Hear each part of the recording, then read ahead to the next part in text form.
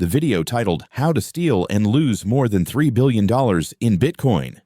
CNBC Documentary tells a wild story, but here's the real hook: a single bug, a double click, and $3 billion gone. In the end, America used this scandal as the reason to write the Genius Act, a law that could turn stablecoins into the most powerful version of the dollar we've ever seen. Watch closely, because what happened to Zhong might soon happen to the global economy. The main character, Jimmy Zhong, was not a super genius. He just accidentally discovered a bug in Silk Road's withdrawal system in 2012. This exchange allowed users to deposit Bitcoin and then withdraw to buy and sell. But the coding was too sloppy. Just by pressing withdraw twice in a row, the system mistakenly added the balance. And so Zhong withdrew more than he deposited. He repeated that action over and over again until he drained the entire Silk Road hot wallet, a total of more than 50,000 Bitcoin. Where was the problem? First, Silk Road operated outside the law, not audited, not supervised. Second, the programming system lacked checks, no reserve warehouse to reconcile. Third, there was no law requiring them to be transparent. That very legal gap allowed an individual with just a few clicks to hold a whole treasure, but blockchain has memory. Many years later, just one time Zhong accidentally transferred a small amount through an exchange with KYC. Investigators tracked him down. They searched his house, found hard drives, safes, laptops containing wallets, and confiscated everything. More than $3.4 billion of Bitcoin returned to the U.S. Treasury. Think of it like ants in a field. When there is no hill, every ant grabs sugar and runs its own way. Some hide it here, some hide it there. Zhong was one clever ant who piled up a mountain of sugar. The authorities played the role of the ant police, tracing trails, gathering scattered grains, and bringing the sugar back to one central nest. The lesson drawn: when there is no law, the ants run chaotically, each one carrying sugar on its own. But in the end, the ant police also tracked it, gathering everything back to the national nest. The question is, why not build the proper nest right from the beginning, so the sugar can be managed, used properly? Zhong was not a financial superboss. He only exploited the withdrawal bug on Silk Road, then laundered and spent. But blockchain cannot hide forever. Just one transaction through a KYC exchange. Investigators tracked him down, executed a search warrant, and seized computers, safes, cold wallets. Finally, the U.S. government confiscated and sold, collecting much more than the 2014 price. The lesson drawn: there is no ownerless land in finance. If there is no legal framework, the clever will exploit loopholes like Zhong, and the risk is borne by the entire system. Like an ant stealing many grains of sugar and hiding them across the cavern, the spoils may seem safe in scattered holes, until the ant police sniff everything out and carry it back to the central nest. That image helps us see why a proper nest, a legal, audited reserve, matters.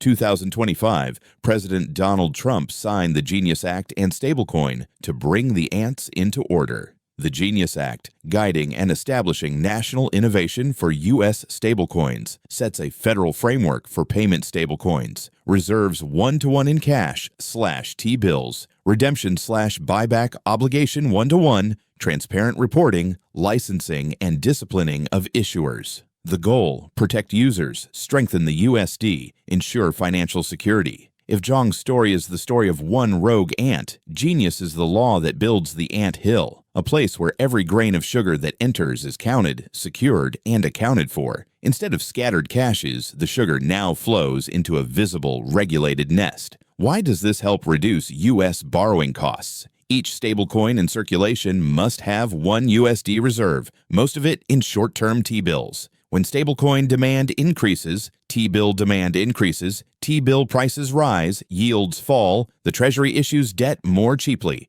Example: Tether announced T-bill exposure of more than 127 billion US dollars. Q2/2025. Circle, USDC, also concentrated reserves in the Circle Reserve Fund of BlackRock. What is the risk? If governance is weak, stablecoins can face mass redemptions, causing liquidity stress. Therefore, the Genius Act requires safe reserves, redemption procedures, transparent disclosure. Why will stablecoins spread globally? Because simple, cheap, fast, 24/7. People anywhere just need a phone plus wallet to hold digital USD. When the US legalizes, banks, fintechs, big tech will connect directly. Europe already has MiCA, Singapore has MS, Hong Kong licensed from 2025. In other words, digital USD has a legal international highway, and the entire global ant swarm carries sugar back to the US nest picture highways for ants. Once you pave a smooth road and promise a safe nest at the end, ants from all over will march along that road rather than take risky, hidden paths. Genius builds that road and opens the gates of the nest. If stablecoins are legalized, then globally, and BRICS, what happens? Who carries the burden? China is pushing ECNY, CIPS, participating in M-Bridge. Russia is promoting alternative payment systems, but cheap and fast USD stablecoins make de-dollarization difficult. BRICS talks a lot about a common currency, but still only prioritizes BRICS Pay and local currency settlement. In the short term, if the Genius Act allows USD stablecoins to boom, global capital will buy T-bills to back tokens, indirectly supporting the U.S. Treasury. What if USD is weak because the Fed cuts rates? Normally, USD weakens, capital exits the U.S. But with USD stablecoins, issuers are still forced to hold T-bills regardless of the interest cycle. That means T-bill demand is not entirely dependent on traditional investors, but comes from the stablecoin ants all over the world. Here, the ant metaphor helps again. Even if the climate around the nest becomes colder, USD weakens. As long as the nest offers safe storage and the road remains open, ants will still bring sugar back. The environment shifts, but the pattern of collection continues. If stablecoins become international payment money, who benefits? Americans benefit because 1. Borrow cheaper in the short term thanks to T-bill demand.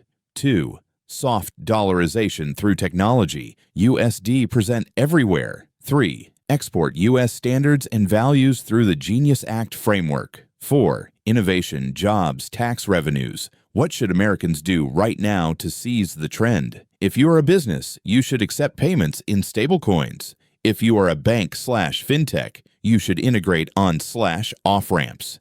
If you are an individual, you should choose transparent tokens. If you are a lawmaker, keep the principle. Same risk, same rule. Do non-Americans benefit from this trend? The answer is yes, because they can access USD safely, cheaply, quickly, remittances, trade cheaper, and easier access to capital through DEFI. But this trend also brings certain risks. That is deeper dollarization, risk of losing the peg, strict AML compliance. To reduce those risks, what should non-Americans do?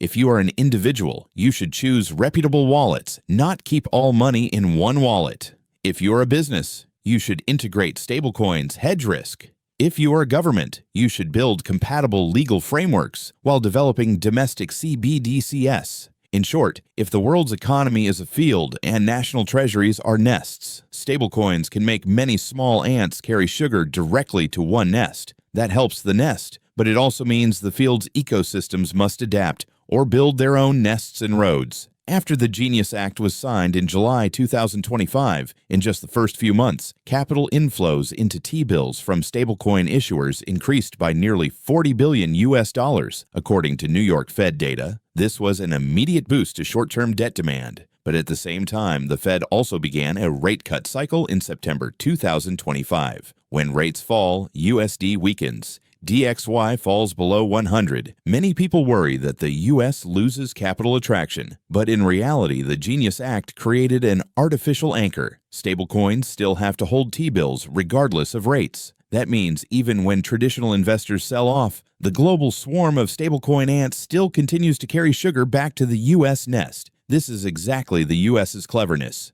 No need for USD always strong in FX, only need USD to have stable infrastructure to spread everywhere. Russia, however, sees it differently. In an August 2025 report, the Russian Ministry of Finance stated bluntly, the U.S. uses stablecoins to turn debt into assets accepted globally, essentially shifting their debt burden onto the rest of the world. The Kremlin also accused that the Fed is deliberately devaluing USD by cutting rates quickly to reduce nominal debt value, while still forcing the rest of the world to buy T-bills through the stablecoin channel. They called this debt cancellation by blockchain. If this argument is correct, the U.S. is turning stablecoins into a global capital-sucking tool to handle debt crisis without cutting spending. BRICS also reacted. At the September 2025 Kazan summit, Brazil's foreign minister said that U.S. stablecoins could neutralize all efforts to diversify trade payments because private enterprises will choose the cheapest and fastest means, that is, USD stablecoins.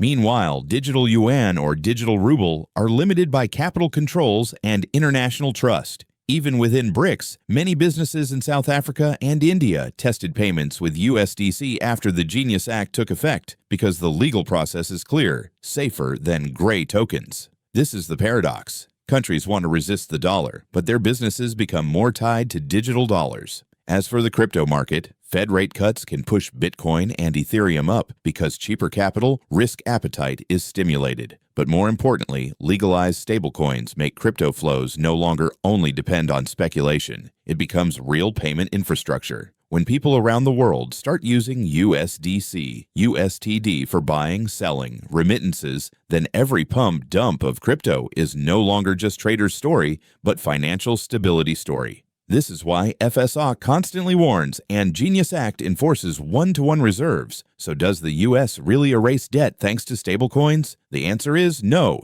The U.S. cannot erase debt with one law. But the U.S. can reduce borrowing costs, make debt easier to breathe, and most importantly, push the rest of the world to bear part of the interest cost. When you are in Vietnam, Canada, Eastern Europe, India, or South Africa and use USD stablecoins, that means your issuer must buy T-bills, i.e., you indirectly finance U.S. debt. This is exactly the sweet spot of the Genius Act, turning debt burden into a global product, spreading risk across the world. Again, the ant image is useful here. By using stablecoins, millions of small actors around the world unknowingly become carriers, each one bringing a grain of sugar to the U.S. nest. The U.S. nest benefits from that collective flow, even if no single ant intended it. The Genius Act does not erase U.S. debt, but it reduces interest pressure, opens the way for USD stablecoins to become a global liquidity vacuum. And the lesson from Jimmy Zhong is a reminder.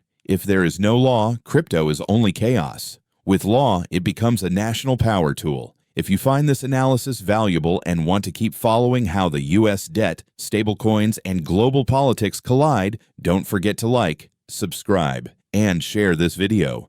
Ascend your mind, decode the markets, protect your future.